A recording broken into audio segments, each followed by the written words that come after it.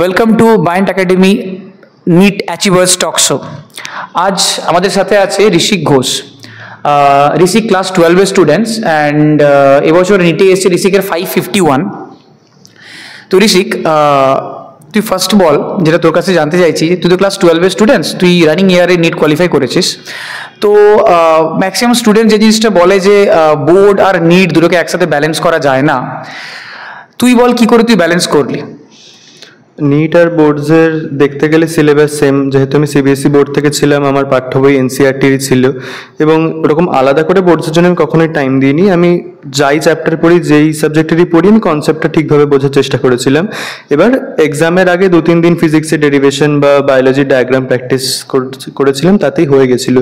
আমি এক্সট্রা করে আলাদা টাইম শুধু বোর্ডস বা আলাদা কোনো নিট এরকম কোনো সেগ্রিগেশন করিনি, যেহেতু সিলেবাস সেম, প্রিপারেশনও সিমিলারই ছিল। ওকে, আচ্ছা, আরেকটা জিনিস বল যে এবছর তো নিটের যে কোশ্চেন পেপার হয়েছে তাতে অনেকেই অনেক কিছু বলেছে যে এবছরের পেপার টাফ হয়েছে। তুই ফার্স্ট বল, তোর কি মনে হলো? তুই যখন এবছর এক্সাম দিতে গেলি নিটের দিনে, তোর পেপারটা দেওয়ার পর, পেপারটা দেওয়ার টাইমে তোর কি মনে হচ্ছিল, বা দিয়ে আসার পরে তোর কি মনে হলো?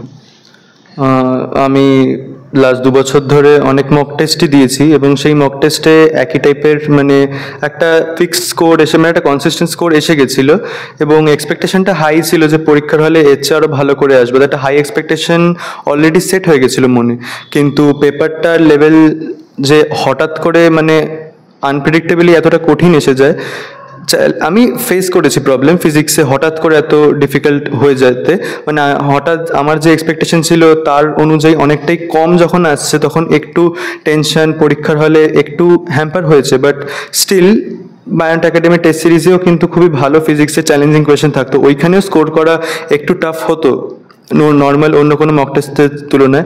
তাই একটু মাথায় জোরটা রেখেছিলাম যে যদি একটু কনসিস্টেন্সি রাখি তাহলে হয়তো মার্কসটা সবার জন্যই কঠিন হবে, তাই মার্কসটা হয়তো ঠিকঠাক চলে আসবে।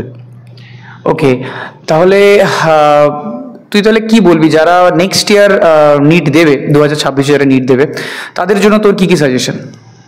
মেন আমি তো মনে করি কনসেপ্ট স্ট্রেংথেনিং করেই পড়াটা উচিত, মানে মুখস্থ বিদ্যা বা যে টাইপের কোয়েশ্চেন আসছে একই প্যাটার্নের কোয়েশ্চেন করে নেওয়াটাই ঠিক না। কারণ কি, যেরকম নিট কোয়েশ্চেন পেপার বানাচ্ছে, যে কোনো বছর খুবই আনপ্রেডিক্টেবল কোয়েশ্চেন চলে আসবে যেখান থেকে পড়ে না। তাই কনসেপ্টটা ফার্স্ট, আর তারপরে চ্যালেঞ্জিং কোয়েশ্চেন যেন প্র্যাকটিস করা, মানে শুধু সোজা কোয়েশ্চেন তো আসে না, যথেষ্ট কনসেপচুয়াল কোয়েশ্চেন আসে।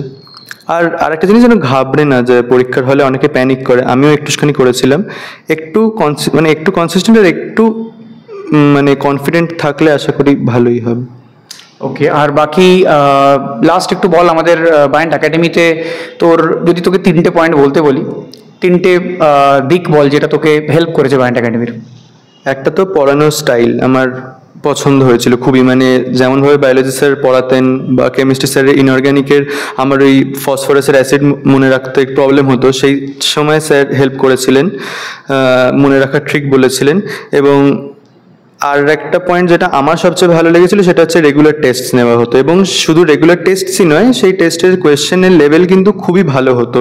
মানে অন্যান্য কোচিং ইনস্টিটিউটের টেস্ট যেমন কিছু সোজা কিছু কঠিন থাকতো, বায়েন্ট একাডেমি টেস্ট কিন্তু খুবই ওয়েল ব্যালেন্স ছিল with high number of statement based question, যেটা একটু লেন্দি পেপারটা আগে থেকেই সেট করা থাকতো যাতে পরীক্ষার হলে কি টাইমের প্রবলেম না হয়।